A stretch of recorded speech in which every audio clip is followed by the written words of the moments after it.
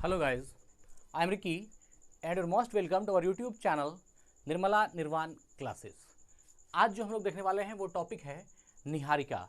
इसके पहले वीडियो में हमने देखा जो ज्योग्राफी में है कि निहारिका क्या था या निहारिका किसको बोलते हैं, नेबुला क्या है, इसके बारे में बेहतरीन जानकारी हमने इसके पहले वाली वीडियो में दी है। आज की वीडियो जो होगी वो जो है टाइप्स ऑफ नेबुला है, निहारिका के प्रकार क्या क्या हैं या निहारिका जो होते हैं वो कितने प्रकार के होते हैं। इसके पहले हमने पढ़ा था कि निहारिका क्या है। तो निहारिका एक कह सकते हैं ब्रह्मांडीय नर्सरी है जिसमें तारों का जन्म होता है ना। एक ब्रह्मांडीय नर्सरी नेबुला को कहा जाता है। तो हमने निहारिका को कहा जाता है, ये हमने देखा था। आज देखेंगे कि निहारिका के प्रकार क्या क्या हैं। चलिए आगाज करते हैं आज की वीडियो का। और इसका आप देख रहे हैं यहाँ पर 4 प्रकार है। एक है उत्सर्जन निहारिका, दूसरा है परावर्तन निहारिकाएं, तीसरा है श्याम निहारिकाएं और चौथा है ग्रहीय निहारिकाएं। तो ये 4 प्रकार के निहारिकाएं हैं और सब मतलब चारों प्रकार के हैं तो सबके अलग अलग क्वालिटीज़ हैं। जो जैसे मान लीजिए कि हम जानेंगे कि उत्सर्जन निहारिकाएं क्या है या परावर्तन निहारिकाएं क्या है, श्याम निहारिकाएं क्या है और ग्रहीय निहारिकाएं क्या है। तो सबसे पहला प्रकार जो निहारिका का है वह है उत्सर्जन निहारिका, है ना। तो उत्सर्जन निहारिकाएं क्या है या उत्सर्जन निहारिका किसको बोलते हैं, आज हम लोग इसको देखेंगे इस वीडियो में। तो उत्सर्जन निहारिकाएं देखिए, डिफिनेशन आपके सामने है। यह सबसे सुंदर और रंग बिरंगी होती है। जो उत्सर्जन निहारिकाएं हैं यह सबसे सुंदर है और रंग बिरंगी होती है। ये बन रहे तारों से प्रकाशित होती है ना। रंग बिरंगी होती है, ये बन रहे तारों से प्रकाशित होती है। आप जानते हैं कि निहारिका एक ब्रह्मांडीय नर्सरी है ना, जिसमें कि तारों का जन्म होता है। ये बात आपने अगली वीडियो में देखा है निहारिका के बारे में। तो जो उत्सर्जन निहारिका है ना, जो उत्सर्जन निहारिकाएं हैं ये क्या होती है, ये सबसे सुंदर और सबसे रंग बिरंगी होती है ना। सुंदर और रंग बिरंगी निहारिकाएं होती है। ये बन रहे तारों से प्रकाशित होती है। उदाहरण में इसका जो है वह एक चील निहारिका और झील निहारिका। चील निहारिका और झील निहारिका ये एक निहारिका है ना। तो ये उदाहरण है किसका, उत्सर्जन निहारिकाओं का। तो अगर आपसे पूछा जाए कि उत्सर्जन निहारिका क्या है, तो उत्सर्जन निहारिका में क्या है, सबसे सुंदर और रंग बिरंगे जो तारे प्रकाशित होते हैं या तारों का जन्म उसमें होता है, तो वह कौन सा होगा, उत्सर्जन निहारिकाएं होगी, ठीक है ना। यह सबसे सुंदर और रंग बिरंगी होती है। ये बन रहे तारों से प्रकाशित होती है। जो तारा उसमें बन रहा है, चूंकि निहारिका ब्रह्मांडीय नर्सरी है और उसमें तारों का जन्म होते रहता है, तो जो तारा उसमें बन रहा है या जो तारा उसमें प्रकाशित हो रहा है ना, तो उस सुंदर और रंग बिरंगी होती है और ये बन रहे तारों से प्रकाशमान होती है, प्रकाशित होती है। इसका उदाहरण कौन हो गया, चील एवं झील निहारिका। चील एवं झील निहारिका, चील और झील एक निहारिका है जो उत्सर्जन निहारिका के अंतर्गत आती है। तो अब आपके मन में एक बात उठता होगा कि चील और झील क्या है। तो ये जो चील निहारिका है यह एक सर्प तारामंडल में स्थित नवजात तारों का खुला तारागुच्छा है।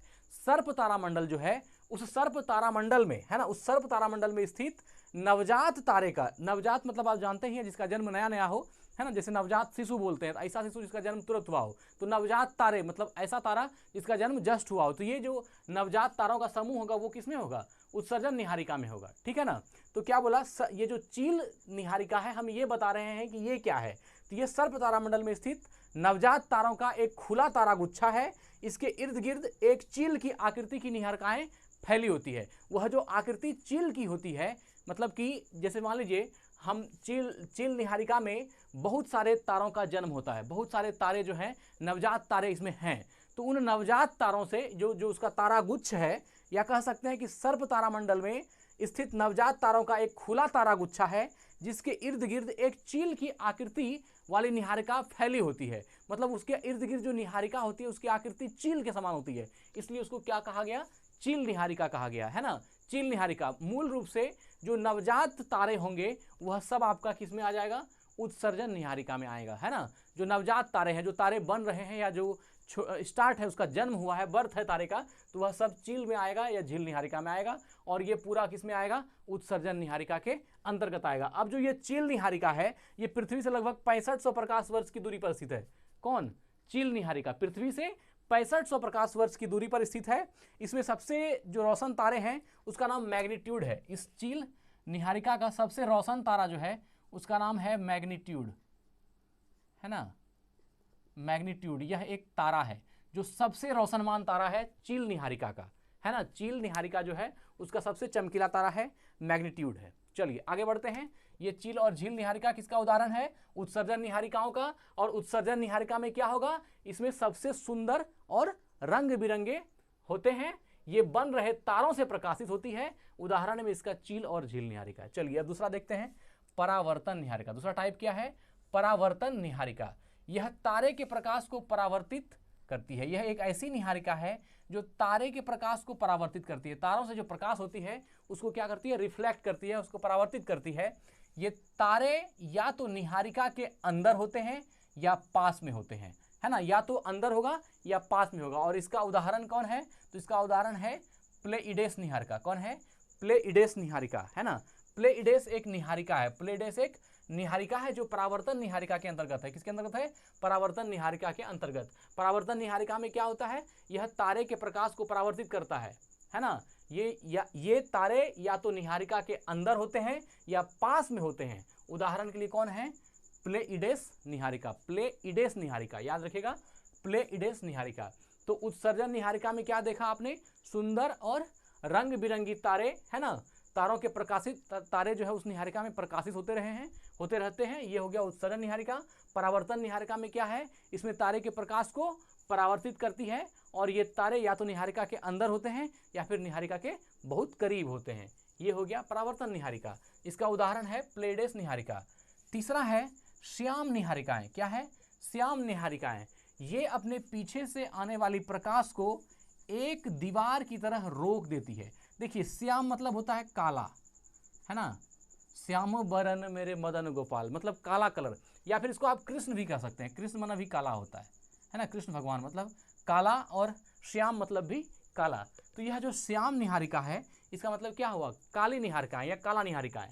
तो ये काला निहारिकाएं क्यों कहलाता है? तो ये अपने पीछे से आने वाली प्रकाश को एक दीवार की तरह रोक देता है। अब जो प्रकाश आने वाला है अगर हम उसको रोक देंगे तो क्या होगा? उसका छाया बनेगा और वो काला हो जाएगा। तो ये अपने पीछे से आने वाली प्रकाश को एक दीवार की तरह रोक देती है। यही कारण है कि हम अपनी आकाशगंगा में बहुत दूर तक नहीं देख सकते हैं। मतलब क्या हुआ? ये जो श्याम निहारिकाएं हैं ये अपने पीछे से आने वाली प्रकाश को एक दीवार की तरह रोक देती है। अब जो इसके पीछे से प्रकाश आ रही है उसको वह दीवार की तरह रोक देगा तो क्या होगा? उसकी छांव बन जाएगी। और यही कारण है कि हम अपनी आकाशगंगा में बहुत दूर तक नहीं देख सकते हैं। तो किसके कारण? श्याम निहारिकाओं के कारण, श्याम निहारिकाएं के कारण अपनी आकाशगंगा में हम बहुत दूर तक नहीं देख सकते हैं। क्योंकि श्याम निहारिकाएं क्या करती है? ये अपने पीछे से आने वाली प्रकाश को एक दीवार की तरह रोक देती है। तो यह हो गया श्याम निहारिकाएं जो अपने पीछे से आने वाली प्रकाश को एक दीवार की तरह रोक देती है। और यही कारण है कि हम अपने आकाशगंगा में बहुत दूर तक नहीं देख सकते हैं। ये तीसरा हो गया श्याम निहारिकाएं। और चौथा जो उसका टाइप्स है वो है ग्रहीय निहारिकाएं। क्या है? ग्रहीय निहारिकाएं। देखिए इसका निर्माण, जो ग्रहीय निहारिकाएं हैं इसका निर्माण उस वक्त होता है जब एक सामान्य तारा एक लाल दानव तारे में बदलकर अपनी बाहरी तहों को उत्सर्जित कर देता है। बाहरी तह का मतलब क्या हुआ? उसका जो बाहरी आवरण है उसको उत्सर्जित कर देता है। देखिए लाल दानव तारा क्या है ना। इसको हमने पढ़ाया है ना। देखिए फिजिक्स में अगर आप आइएगा तो सब चीज़ बताया हुआ है। लाल दानव तारा क्या है इसको हमने बहुत ही बेहतरीन ढंग से और बहुत समय देकर बताया है। खैर चलिए यहाँ हम इसको देख लेते हैं, है ना। तो ग्रहीय निहारिकाएं हैं इसका निर्माण उस वक्त होता है जब एक सामान्य तारा एक लाल दानव तारे में बदलकर, एक सामान्य तारा एक लाल दानव तारे में बदलकर अपनी बाहरी तहों को उत्सर्जित कर देता है। उत्सर्जित मतलब क्या करता है? हटा देता है ना। अपनी बाहरी तहों को उत्सर्जित कर देता है। अब लाल दानव तारा क्या है? तो देखिए लाल दानव तारा जो है यह सूर्य के द्रव्यमान से, सूर्य का जो द्रव्यमान है उससे इसका द्रव्यमान 0.5 से 10 गुना, है ना। 0.5 से 10 गुना द्रव्यमान रखता है। कौन?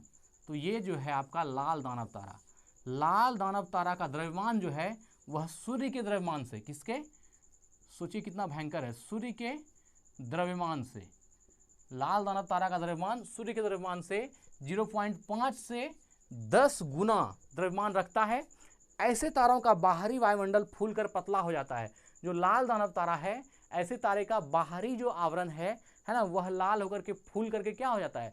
पतला हो जाता है, जिससे उसका आकार भीमकाय और उसका सतही तापमान जो है वह 5000 केल्विन, है ना, 5000 केल्विन से भी कम हो जाता है। जिसका ताप 5000 केल्विन या उससे भी कम हो जाता है। ये कहा जा रहा है किसके बारे में?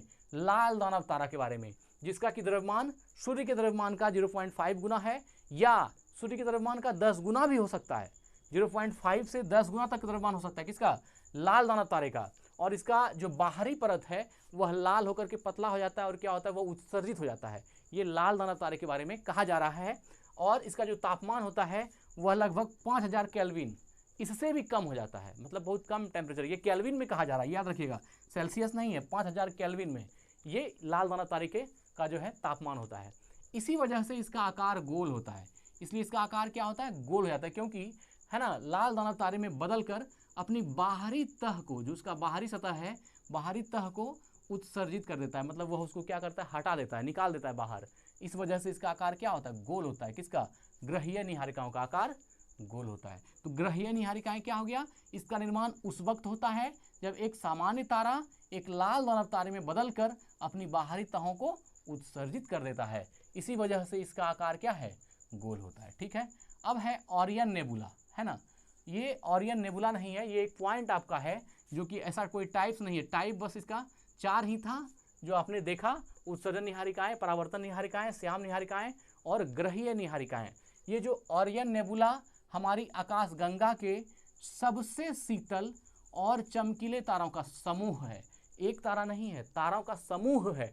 ये जो ओरियन नेबुला है ना, ओरियन नेबुला हमारी, या ओरियन निहारिका भी कह सकते हैं, ओरियन निहारिका या ओरियन नेबुला हमारी आकाशगंगा के सबसे शीतल और चमकीले तारों का समूह है। सबसे शीतल और चमकीले तारों का समूह है ओरियन नेबुला।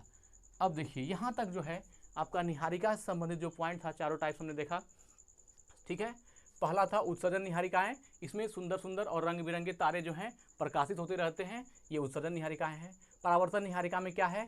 तारे के प्रकाश को परावर्तित करती है, और तारे या तो निहारिका के अंदर होते हैं या तो फिर निहारिका के आसपास होते हैं। ये हो गया परावर्तन निहारिका। जो श्याम निहारिका था, ये अपने पीछे से आने वाली प्रकाश के एक दीवार को, है ना, आने वाली प्रकाश को एक दीवार की तरह रोक देती है, जिससे हम अपनी आकाशगंगा को पूरी तरह से नहीं देख पाते हैं। ये है आपका श्याम निहारिका। और जो ग्रहीय निहारिका था, इसका निर्माण उस वक्त होता है जब एक सामान्य तारा एक लाल दानव तारे में बदल जाती है और इसकी बाहरी तहों को उत्सर्जित कर देता है। इसी कारण से इसका आकार गोल होता है। तो हमने चारों को, उत्सर्जन निहारिका को, परावर्तन निहारिका को, श्याम निहारिका को और ग्रहीय निहारिकाओं को समझा। और एक पॉइंट यहाँ पर है कि ओरियन नेबुला हमारी आकाशगंगा के सबसे शीतल और चमकीले तारों का समूह है। और एक पॉइंट यहाँ से है, तारों के बारे में विस्तृत जानकारी के लिए भौतिकी फिजिक्स के प्लेलिस्ट में अध्याय ब्रह्मांड की वीडियो को देखें। ये इसलिए कह दिया है हमने, इसलिए इसको लिखा है कि तारों के बारे में और भी अगर विस्तृत जानकारी चाहिए तो आप हमारे निर्मला निर्वाण क्लासेस के प्लेलिस्ट पर जाइए, और उसमें जो भौतिकी का, जिसमें आप देखिएगा प्लेलिस्ट में, जिसमें भौतिकी सब्जेक्ट को पढ़ाया है हमने, फिजिक्स को पढ़ाया है, वहाँ पर उस प्लेलिस्ट में जो अध्याय है ब्रह्मांड, यूनिवर्स, उसको देखिए और वहाँ से तारों के बारे में बेहतरीन जानकारी आप प्राप्त कीजिए। ये जो लाल दानव तारा है, इसको बहुत बेहतरीन ढंग से पढ़ाया है। बहुत सारी चीज़ें हैं जो आप देखिएगा तो हमने फिजिक्स में इससे जुड़ा बहुत सारा चीज़ बात है जो इससे विस्तृत करके उसमें बताया है। तो हम जब पढ़ाना ही हमारा ये है, तो हम ये चीज़ देखते हैं, जो चीज़ हम बेहतरीन ढंग से इसमें बता रहे हैं, अगर फिजिक्स में और भी अच्छे ढंग से बताए हैं तो आपको पढ़ने में, देखने में क्या है। तो अगर आप चाहते हैं कि इसका नॉलेज और अच्छा मिले, तो आप भौतिकी में जो ब्रह्मांड चैप्टर है उसमें देखिए, बहुत सारा वीडियो है, आपको वहाँ से इसकी जानकारी मिल जाएगी। यही वीडियो को एंड करते हैं।